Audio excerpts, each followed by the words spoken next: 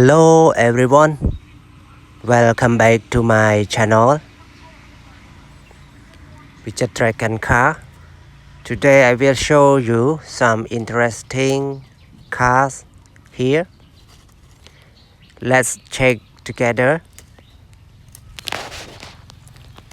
There are a lot of cars.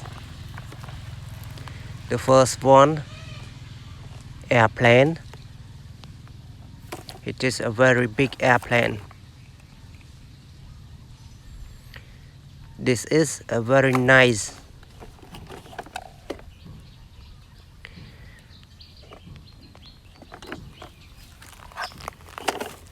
សួស្តីបងប្អូនទាំងអស់គ្នាជួបខ្ញុំជាថ្មីជាមួយនឹងវីដេអូថ្មីបាទវីដេអូនេះខ្ញុំបង្ហាញបងប្អូនតាក់ទងជាមួយនឹងឡានផ្សេងហើយឡានគឺមានច្រើនបាទនិយាយទៅបងប្អូនដែលចូលចិត្តឡានគាត់យល់ពីអារម្មណ៍មួយហើយគឺអារម្មណ៍ដែលបាទរំភើបពេលដែលបានឃើញឡានច្រើនឡាននេះគឺជាប្រភេទឡានជ័រទេបងប្អូនអញ្ចឹងមានឡានបាទមានពួក pick up មានពួក bus ពួក excavator បាទមាន airplane មាន helicopter ហ្នឹងហើយនេះគឺជាប្រភេទ helicopter ណាឧទ្ធម្ភាគចក្របាទឧទ្ធម្ភាគចក្រ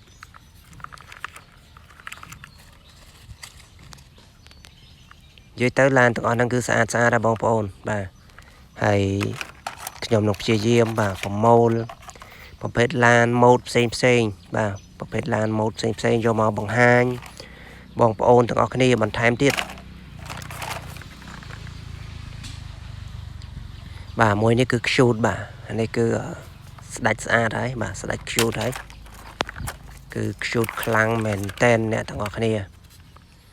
ហើយនេះគឺ super police បាទ super police car ហ្នឹងហើយគឺជាឡានបាទកពូលប៉ូលីសរបស់យើងបាទមួយនេះរត់តែ cute បាទជាមួយនឹងពណ៌ជាមួយនឹង mode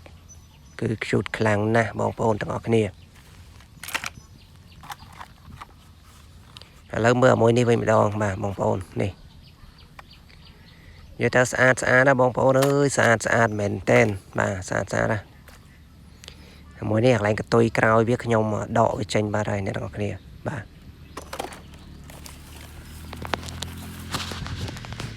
ទមួយនេះក៏អែមខ្លាំងដែរបាទមើលខ្ញុំរុញមើលអ្នកទាំងអស់គ្នា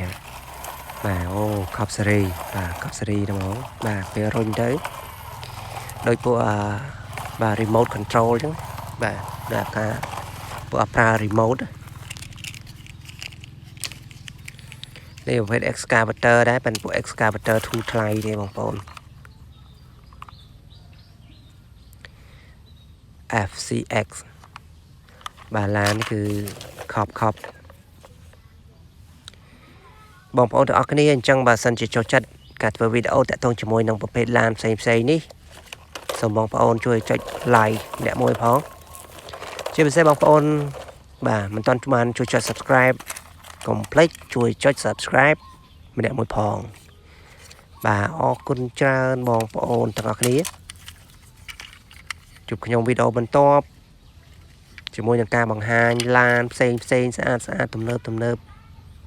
cute រូបរាងគួរឲ្យស្រឡាញ់ផ្សេងទៀត